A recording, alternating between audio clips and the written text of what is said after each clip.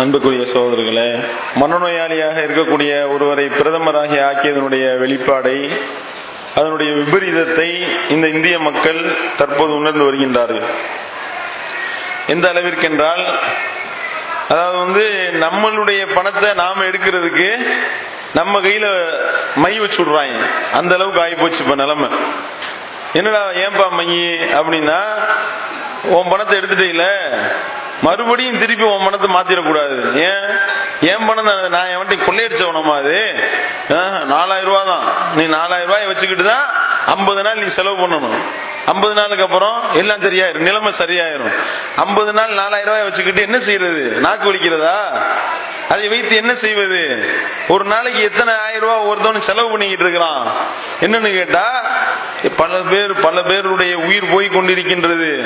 இப்படிப்பட்ட நிலைமை, இப்படிப்பட்ட ஒரு மோசமான ஒரு சூழலை உணர தெரியவில்லை.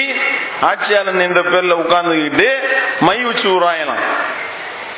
அதான் மக்கள் வரிசை அனுப்பிட்டு இருக்காங்க. ஆமாங்கடா, மை வச்சா கூட உடனே அழிஞ்சிரும், சூடு போட்டு விடுங்க.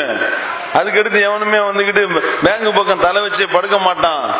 எல்லாம் பணம் எடுக்கிறவனுக்கு எல்லாம் சூடு போட்டு விடு என்று சொல்லக்கூடிய அளவுக்கு இப்ப நிலைமை இருக்கு. இப்ப அந்த சூடு போட்டாலும் அது ஒரு 4 நாள்ல ஆறி போயிருந்ததுனால விரலையே விட்டுங்கடான்னு சொல்லி வந்து கொண்டிருக்கின்றது. இதுதான் இவர்களுடைய நிலைமை. எப்படிப்பட்ட மோசமான நிலைமை பாத்தீங்களா? பல பேர் பல மாதிரியான ஐடியாக்கள் எல்லாம் கொடுக்குறாங்க. பட்டை போட்டு விட்டான்னு, நாமத்தை போட்டு விட்டு வர்றவனுக்கு ஃபுல்லா அழியாத நாமத்தை போட்டீங்கன்னா கரெக்டா நீ செய்யக்கூடிய வேலைக்கும் இதுக்கும் கரெக்டா இருக்கும். அல்லது மொட்டை போட்டு விடு, முடிமுளைக்க 3 மாசம் ஆகும்ல என்றெல்லாம் சொல்லக்கூடிய அளவுக்கு நிலைமை போய் கொண்டிருக்கின்றது என்றால், அப்ப எப்படிப்பட்ட உலகமே காரி துப்புகின்றது. இப்படிப்பட்ட ஒரு கிறுக்கனையா நாம இவர்கள் வைத்திருக்கின்றார்கள், பிரதமராக வைத்திருக்கின்றார்கள் என்று கேட்கக்கூடிய அளவிற்கு உலகமே காரி உமிழக்கூடிய அளவுக்கு நிலைமை இருக்கின்றது என்றால், கடைசி என்னடா அப்படின்னு பார்த்தா, பிரதமர் நீலி கண்ணீர் வடிக்கிறார். அதாவது என்னன்னா, முதல்ல இந்த சட்டத்தை போடும் பொழுது இதெல்லாம் செல்லாதுன்னா அப்படி திமிரா பேசிட்டு ஜப்பானுக்கு போயிட்டான்.